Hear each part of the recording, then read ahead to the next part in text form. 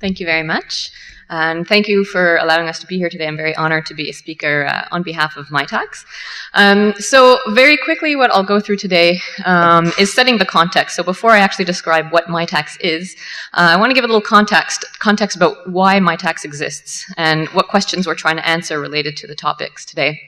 Really focusing on the skills gap that we see in graduate studies across the country in preparing the next generation of knowledge workforce to have industry-ready skills or even academic-ready skills. And basically, I'll go through very briefly MITACS programs, a couple of case studies, and what I still see are lingering challenges facing commercialization and getting innovation out. So MITACS, in addition to the programs that we run and that we fund, we also have a team that looks at research and policy. So we actually did a survey that came out in 2013 about postdocs. And I'm focusing on postdocs right now just because they tend to be the future knowledge workers in Canada and have great potential to being the future R&D leaders and putting Canada on the world map for innovation. So we did a survey of over 1,800 postdocs that are currently spread through universities, hospitals, government labs all around the world, roughly half-half male-female. Some interesting statistics about postdocs is that the average age is about 34 years old. About a third of them have children. And so basically they're adults, they're grown-ups, but they're sort of still, they're still in this, often in an academic environment.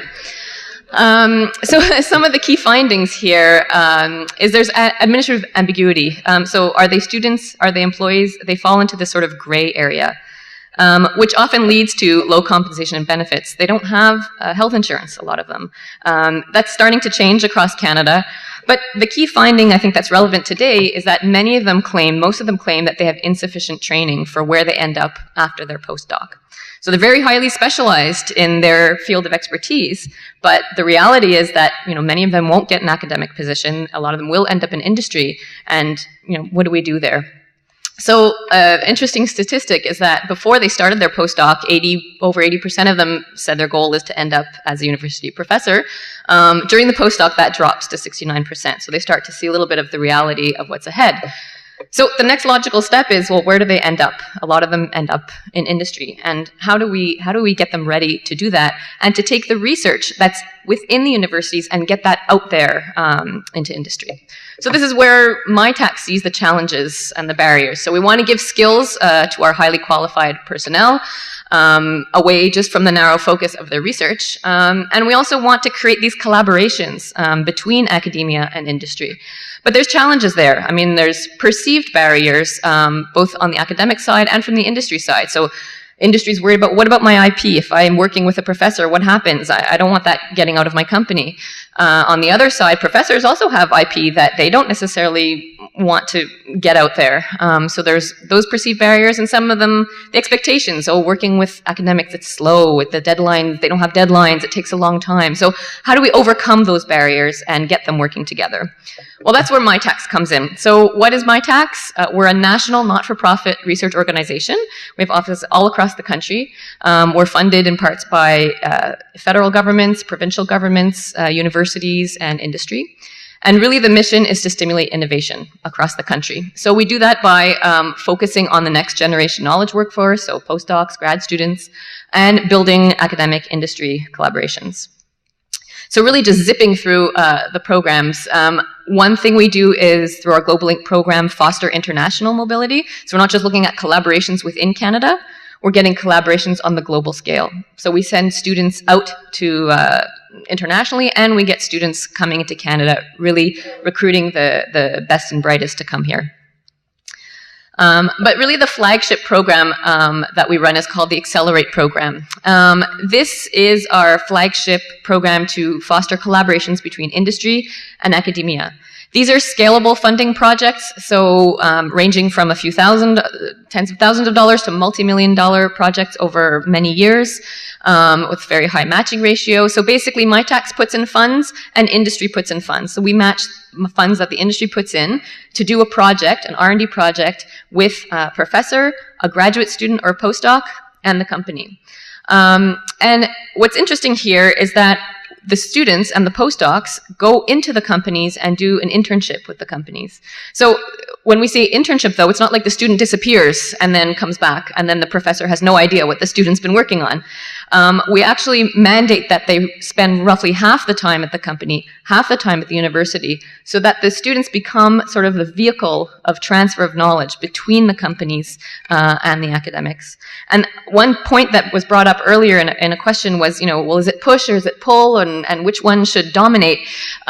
We feel really it's both. So my job is actually like a matchmaker. I go out, I meet companies, we figure out what problems they're working on, and the next day I'm meeting professors and figuring out what their research is all about, and then we bridge those and try to get projects up and running. And I see ideas coming from companies looking for the top researchers, and I see ideas from researchers saying, well, I really think this has potential. How do I get that out there? So I really see both as opportunities. Taking it to the next level, if we're just focusing on postdocs, we also have a competitive program called Elevate, where not only are they doing an internship with industry, but MITACS is giving them workshops on project management, how to be a good networker, how to give a good presentation. So MITACS is actually giving these skills to the grad students and postdocs to get them these skills ready for industry or even academia. Just a couple of examples of projects that have been funded in the health field. A company in Toronto, Proteocyte Diagnostics, commercializes a new test to help detect oral cancer with the help of the student Akram Alias with McMaster. So there, the student was doing statistics analysis of tumors and figuring out which ones are most likely to lead to cancerous tumors versus lesions that are non-cancerous. So that actually led to a diagnostic tool. Another intern from Simon Fraser University developing innovative computer healthcare models to prevent the spread of HIV, looking at the dynamics of spread of disease. So just a couple of examples of projects that get funded. And I think another key to success here is, as Roman just mentioned, there are so many programs out there that companies can tap into and researchers can tap into, but nobody knows about them. And they sometimes seem as competitive. So what's interesting is that MITACS and NRC IRAP and MedTech, we actually have agreements to work together and co-fund projects. So we come to a company, we say, okay, what is your need? And how do you want to work with academia? And then we figure out, okay, well, these are the programs that you should tap into, rather than individuals kind of trying to understand that, because it's very overwhelming. MITACS also wants to know, well, what happens to these students? How do we measure the success of our programs? Where do the Accelerate interns end up? Well, some very interesting statistics, one that I'll point out, is that almost half of them, 46%, are actually hired by the company that they did their internship with. So this is really a step for them in the door to create that future collaboration. And when they're in that company, they're still thinking of their alma mater. They're still thinking, well, hey, we can do research with my professor. He was an expert in this field. So they sort of bridge that gap. 19% of the internships led to a creation of a new position in the company. So we're actually creating jobs for the Canadian economy, which is really interesting. So finally, just last slide here, what are some of the challenges that I see and MITACS sees on the ground every day? Well, specifically for the health field, there's the evolution of the pharma industry. So a lot of the big players their R&D has left Canada. And so how do we get the big pharma to work with the researchers? Well, what we've seen actually is a bit of a change in the ecosystem. So you now have a lot of SMEs, specifically in Quebec, which is where I work. We have a lot of small companies emerging in pharma that are funding university research, or venture capitalists that are looking for the next drug. So there's an evolving model, but we still need to address that issue. Also, when I'm meeting professors, they say to me, well, I don't want my students away from the bench. I'm interested in industry and commercialization, but I want to keep my students here. I think we need to also change the shift in thinking that we're not only teaching the students science and medical science, but we're giving them skills to get ready for working in an international environment.